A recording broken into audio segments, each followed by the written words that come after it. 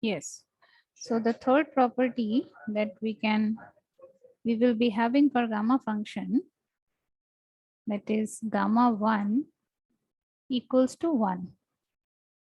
It's very easy because we can write the form of gamma 1, what it is, integral 0 to infinity e to the power of minus x, then x to the power of 1 minus 1, as gamma n is what? As I told you again and again that gamma n is integral 0 to infinity e to the power of minus x, x to the power of n minus 1 dx. So if I'm going to write gamma 1 means n will be replaced by 1. So it is 1 minus 1 dx. So actually we will be having it as integral 0 to infinity e to the power of minus x dx. So again, since it is an improper integral, we need to evaluate it utilizing the limits. So let us evaluate it. Limit again b tends to infinity, integral 0 to b e to the power of minus x dx. All we know the integration for e to the power of minus x. So simple integration is there. Limit b tends to infinity, e to the power of minus x means e to the power of minus x divided by minus 1. And the limit is going from 0 to b. So let us put on the limits. So it will be limit b tends to infinity, e to the power of minus b plus e to the power of 0, that is 1, minus of e to the power of minus b plus 1. So this part becomes what? As b tends to infinity, e to the power of minus b tends to 0. So we are left with the limit becomes equals to 1. Therefore, gamma 1 will always be equals to 1. Okay.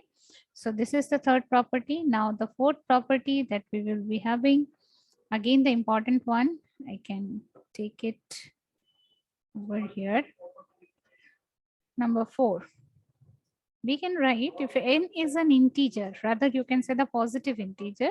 If n is a positive integer, then gamma n plus 1 can be written as n factorial. This is possible only if n is a positive integer. If n is in the form of a fraction, then we can write it as in the form of its factorial form. Okay, so gamma n plus 1. According to the previous result or the previous property, all we know that gamma n plus 1 is equals to n gamma n. Okay. Now, if I utilize the property furthermore, what I can write as gamma n into gamma n can be written as n minus 1 gamma n minus 1. Agreed? Okay. Similarly, it becomes n into n minus 1. Then gamma n minus 1 can again be written as n minus 2 gamma n minus 2. Likewise, it will be going on for, if I come to the 3, then it is 3 into 2 into 1 gamma 1. And all we know that gamma 1 value is 1. So it is n minus 1 into n minus 2 into going on like this, it will be 3 into 2 into 1. So what it is? This is the expression of what? This is the expression of nothing but n factorial. So in this way, gamma n plus 1 becomes n factorial only if, obviously only if our n is a positive integer. Okay, if n is in the form of a fraction, whether then it will no more be happen because we cannot find the factorial at that time. Okay, so these are all the properties of gamma function, and the form of the gamma function also we have learned. Utilizing these properties in the further part, we can do our problems, or in our problems we can utilize directly these properties. Okay.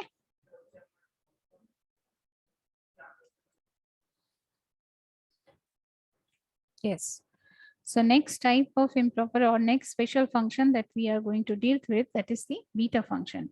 Now let's see what the form of the beta function is. Then as we have done for the gamma function, we are going to learn the properties so that we can utilize these properties in our problems. Okay. So the improper integral of the form integral 0 to 1 x to the power of m minus 1 minus x to the power of n minus 1 dx. It is denoted by BMN or beta mn. It will be read as beta mn or BMN, which is the beta function, where m and n obviously be the positive values. M strictly greater than 0, n is also strictly greater than 0. So if we have the integral of this form ranging from 0 to 1 x to the power of m minus 1 and 1 minus x to the power of n minus 1, then it can be taken as or denoted as BMN, that is the beta function mn. Achha. If you can tell me that which type of improper integral it is, as we have learned in our previous classes, this is which type of improper integral? It is two types of improper integrals we have learned in our previous class, type 1 and type 2. Ma'am, I can. Yes, it is type 2 because the limits are not infinite. Okay. Achha. So now one by one we are moving on for the properties. First property says that BMN, number 1, BMN is equals to BNM. All right. Okay. M and N and their reverse order is the same thing. Value will be same. So how we need to proceed for this one? If I go for the proof, what is our BMN? Sorry. BMN, expression for BMN is or beta MN is integral 0 to 1 x to the power of m minus 1 and 1 minus x to the power of n minus 1 dx. Okay. Now if I replace x equals to 1 minus y, then see what happens in the integral. I am replacing in the further step, I am replacing x by 1 minus y. So let's see what happens. Integral x will be 1 minus y to the power of m minus 1 and 1 minus x. What about it? 1 minus x means how much? Y. If x equals to 1 minus y, then 1 minus x becomes y. So y to the power of n minus 1. And what about our dx? Dx becomes minus dy. And look at the range. When x becomes equals to 0, what about your y? What about our y? If x becomes equals to 0, y is equals to 1. And if x, yes, if x becomes equals to 1, what is our y? Y is equals to 0. So see the integral reverse, but with a negative sign. So I can write this as absorbing the negative sign, I can reverse the integral as 0 to 1 y to the power of n minus 1 minus y to the power of m minus 1 dy. Is it okay? Right? And this we can write it as what? B, C, n, y to the power of n. So it is n and m. So in this way, we can say that BMN or beta mn equals to beta nm. If n and m are reverse, it makes the same thing. The results will be same. No difference will be there. Okay. This is the first property. Now we are moving on for the second property. So second property says that BMN can be written as integral 0 to infinity x to the power of m minus 1 divided by 1 plus x to the power of m plus n dx, which can in reverse order be also be written as integral 0 to infinity x to the power of n minus 1 divided by 1 plus x to the power of m plus n dx. Obviously, m and n are positive quantities. Okay. So let us proceed with bmn or beta mn for the proof. Beta mn. According to the form, what it is actually integral 0 to 1 x to the power of m minus 1 1 minus x to the power of n minus 1. This is our form of beta mn, right? Now substituting, this is based on the substitution only. Substituting x equals to 1 by 1 plus y. Substituting x equals to 1 by 1 plus y. Then what will be your y? Y will be 1 by x minus 1. All right. So let us substitute this in our improper integral in beta mn. So after substituting, what we will be getting? Integral x becomes 1 by 1 plus y to the power m minus 1. Then 1 minus x. What about that? 1 minus x will be y divided by 1 plus y. That to the power n minus 1. And now the dx. What about dx? Dx is x is 1 by 1 plus y. So dx becomes minus of 1 by 1 plus y whole square. Agreed? Okay. dy. And obviously when x is equals to 0, what about your y? When x is equals to 0,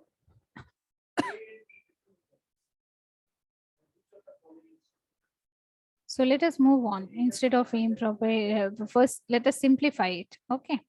So simplifying it, what we will be getting from here? What will be there in the numerator? What it will be there? Y to the power of n minus 1 only. Because 1 by y to 1 plus y to the power of n minus 1 becomes 1 by 1 plus y to the power of n minus 1. And what about your denominator? 1 plus y to the power of how much? Denominator is 1 plus y to the power of m minus 1. Yes, 1 plus y to the power of n minus 1 and 1 plus y to the power of 2. So m plus n minus 2 plus 2. So it becomes only m plus n and dy. And let's check out the integral. The limits of the integral. What it will be when x becomes equals to 0. What? Oh, there is a negative sign also there. When x becomes equals to 0, y is tending to infinity. When x equals to 1, y is equals to 0. So now see, it is infinity to 0, negative of this integral. So if I absorb the negative sign, it becomes 0 to infinity y to the power of n minus 1 divided by 1 plus y to the power of m plus n dy.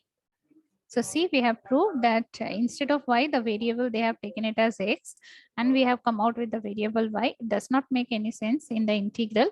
So it does not make any difference rather in the integral. So it will be integral 0 to infinity, a variable to the power m minus 1 divided by 1 plus y, m plus n dy or dx. Yes, okay. So this is all about the second property of the beta function. Yes. So the third property says that beta mn in trigonometric form, it is twice integral 0 to pi by 2 sine theta to the power, whole to the power rather, 2m minus 1 cos theta whole to the power 2n minus 1 d theta. Okay. So if we need to got the trigonometric form, or if anywhere we have the trigonometric form, we transform it into our beta function. Okay, utilizing this property. So how we are going to prove this property? This is simple by the substitution. The proof will be done as we have done the substitution, proof by substitution in the previous two also. Here the substitution that we need to make in beta mn, as all we know that beta mn is what? Integral 0 to 1 x to the power of m minus 1 and 1 minus x to the power of n minus 1 dx. So the substitution that we need to do over here is x equals to sine square theta, trigonometric substitution. Okay, so let us do the substitution, and the integral becomes, after making the substitution, x means sine square theta.